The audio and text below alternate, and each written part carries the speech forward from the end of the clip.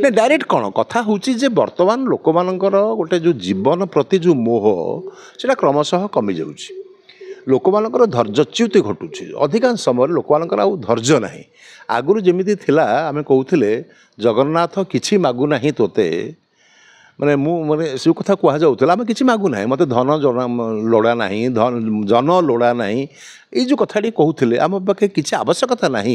केवल स्नेहाशीर्वाद दरकार प्रभुंर आशीष दरकार ये जो प्रकार मानसिकता था ये मानसिकतार बहुत परिवर्तन होती आम समस्त बर्तमान चाहूचे अनेक संपत्ति आम चाहूचे अनेक प्रतिपत्ति आम चाहूचे स्वाच्छंद्य यदि से सामान्यतम अभाव है आम मैंने धैर्यच्युत घटुची ये जो धैर्यच्युति घटला